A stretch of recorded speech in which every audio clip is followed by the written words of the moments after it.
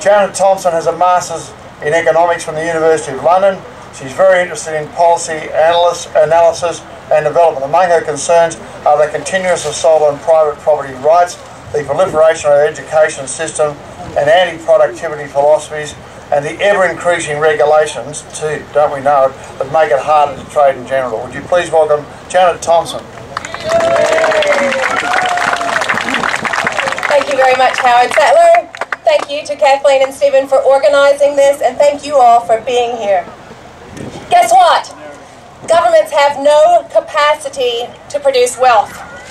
Politicians do not create jobs, and it's impossible for bureaucrats to stimulate an economy. Any money spent by government must first be taken from a productive person, traditionally in the form of taxation, but increasingly, as has become fashionable in the Western world, by creating money out of thin air, which is just another way of taking from productive people by undermining the value of their savings. One is armed robbery, the other is very high-level embezzlement. The federal government claims that Australia survived the global financial crisis because of the stimulus package. These geniuses benevolently handed most Australians $900 to spend in whatever the way they wished. China enjoyed the income. They also philanthropically gave $2 million to individual schools, plus gave local governments at least $160,000 each. The strings attached to that money precluded rational and responsible spending of that money. The abandoned Pink Bats insulation scheme has cost billions, and the NBN, the National Broadband Network, who knows? Our federal government has been and is on a spending spree, spending other people's money, taking our country from a healthy surplus to a dangerous deficit, with our debt now in excess of $100 billion. Spending is a hard habit to break. And why would you want to break the habit when what feeds it, addiction to debt, is so consequence-free?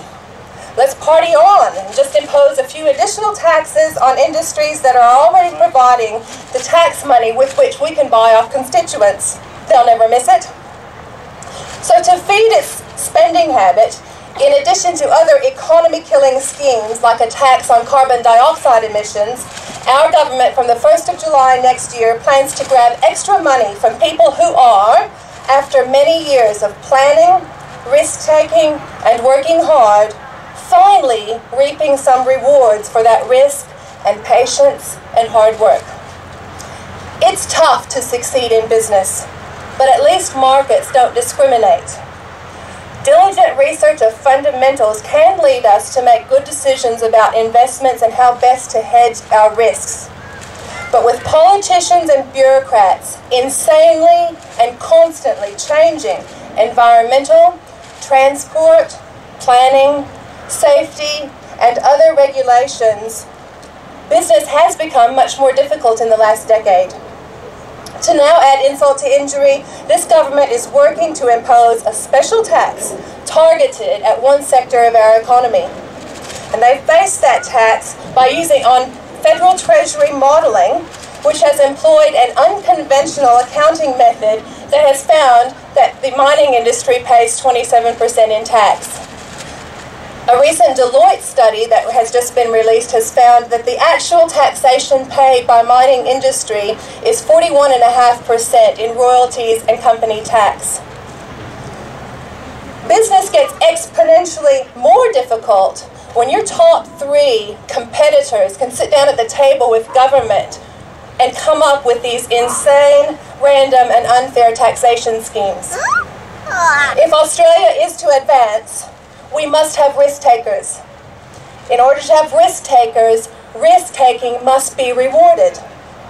But our federal government is now penalizing the risk takers just as their well-deserved reward is beginning to come to fruition. Amazingly, the words Australia and sovereign debt are now occurring in the same sentence.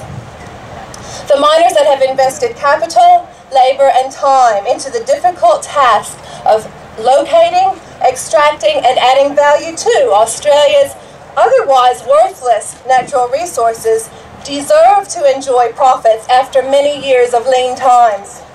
Contrary to what is being taught in our schools and universities today, profit is not a dirty word, but a vital component to a functioning market-based economy, which the last time I checked, Australia is still purported to be.